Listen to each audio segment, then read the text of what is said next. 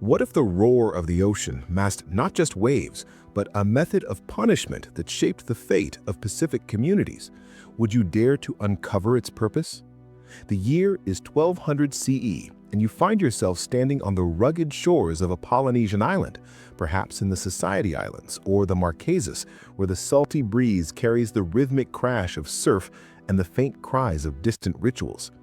Here, in the vast expanse of the Pacific, islanders employed ocean-based torture methods, drowning simulations, coral lashings, and confinement in tidal caves as tools of justice, survival, and social order. Far from random cruelty, these practices reflected a resilience that turned the sea's power into a means of maintaining harmony, shaping the lives of ordinary islanders in a world defined by water. This narrative draws you into the complex world of Pacific justice, leaving you to wonder who first devised these methods and how they influenced the region's cultural fabric. The Pacific Islands, spanning from Hawaii to New Zealand during the Polynesian expansion c. 1000 to 1300 CE, were a network of isolated societies thriving on voyaging and resource management. You can picture the lush volcanic landscapes of the Society Islands, where breadfruit trees swayed and outrigger canoes dotted the horizon, supporting populations of several thousand per island. Historical evidence drawn from oral traditions recorded by early European explorers like Captain James Cook and archaeological findings at sites like Ha'amonga Amaui in Tonga reveals a society where chiefs, or ali, and priests, kahuna, governed through a blend of spiritual and practical authority. Ocean-based torture emerged as a response to breaches like theft or taboo violations, with methods inferred from Polynesian oral histories and ethnographic accounts, such as those in Te Rangi Hiroa's Vikings of the Sunrise. This resilience transformed the sea into a disciplinary force, a necessity in a region where land disputes were rare, but social cohesion was paramount. One striking method was the drowning simulation. You might envision a group of warriors on a rocky outcrop, restraining a transgressor as waves crash over him, the salt water stinging his eyes, the ritual overseen by a kahuna chanting to appease the sea god Tangararo. Archaeological evidence, including shell tools and coral fragments from the Marquesas, suggests these simulations used tidal pools, with oral traditions from the Cook Islands indicating survivors bore scars as proof of penance, a detail noted in early missionary records. This practice aimed to cleanse spiritual impurity, reflecting a belief in the ocean's purifying power, as documented in the Kumilipu, Hawaiian creation chant. Elders spoke of such punishments in communal holly gatherings, their stories a testament to a resilience that turned natural forces into justice. Life on these islands demanded constant adaptation. You could almost feel the damp sand under your feet as you walk along a coastal path, where fishermen and farmers balanced scarce resources under the watchful eyes of chiefs. The Journal of the Polynesian Society highlights a society where overpopulation or resource depletion triggered social tensions, with archaeological data from Easter Island showing signs of conflict, such as fortified pa. Ocean-based tortures, like confinement in tidal caves during high tide, served as deterrents, a survival strategy shared among clans. This resilience transformed punishment into a cultural mechanism, a response to the island's isolation and the need for order amidst vulnerability. The Polynesian worldview infused these methods with meaning.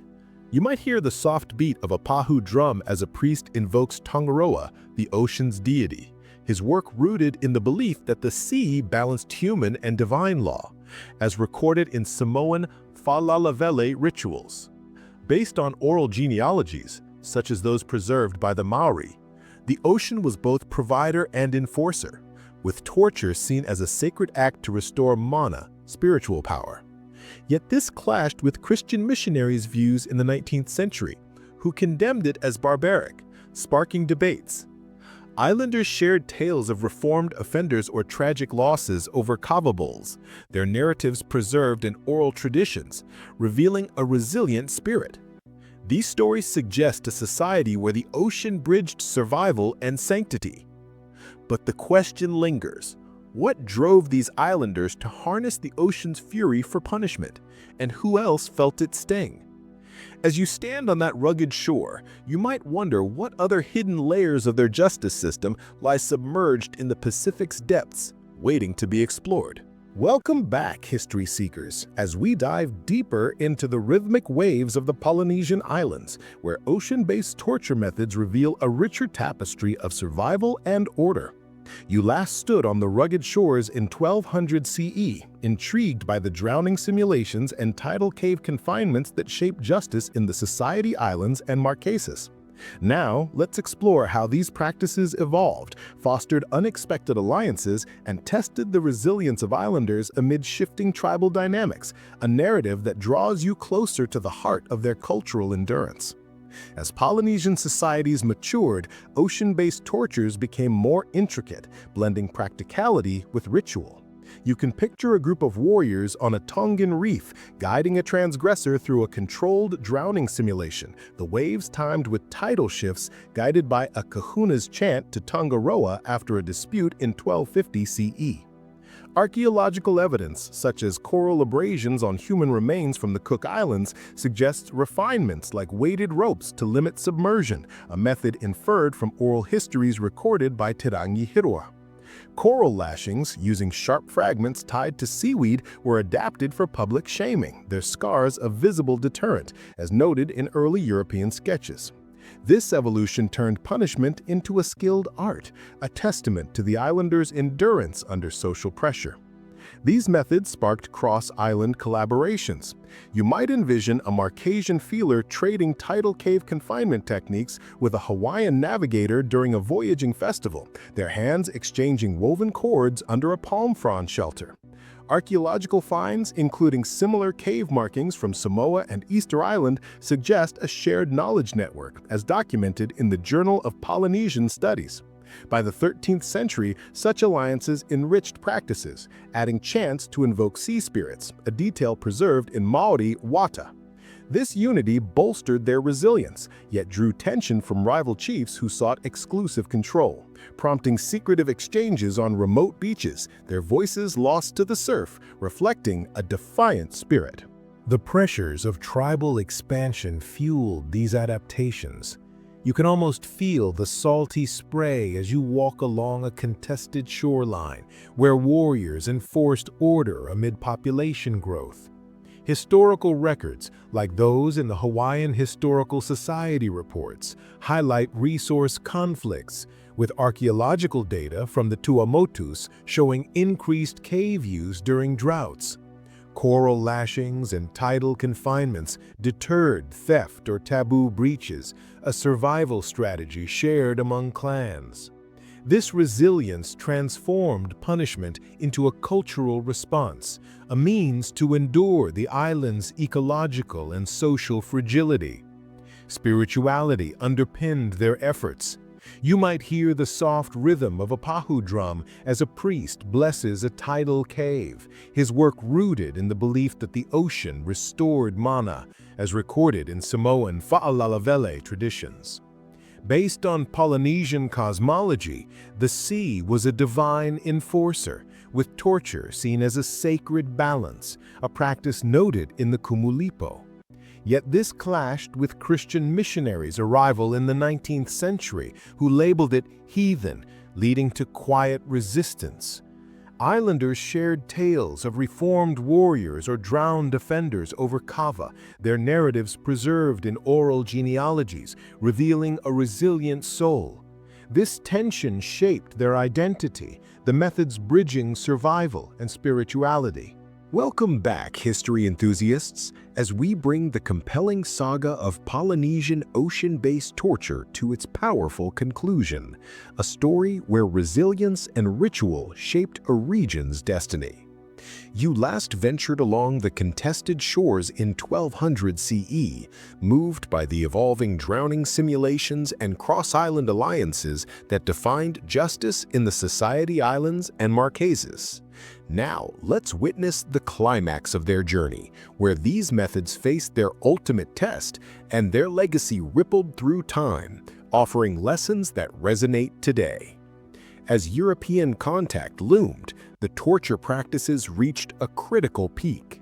You can picture a group of warriors on a Hawaiian beach in 1778 restraining a transgressor in a tidal cave as Captain Cook's ships anchor offshore, the air thick with salt and tension.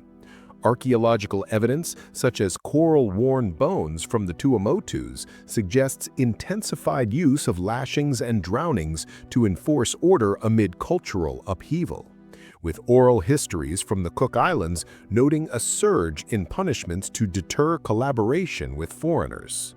Despite the strain, some drowned and others rebelled. The islanders persisted, their chants to Tangaroa a defiant stand, a resilience that turned tradition into a final bulwark. The pressure was immense, with chiefs clashing over foreign influence, yet their unity endured, a testament to their unyielding spirit. The arrival of European powers marked a turning point.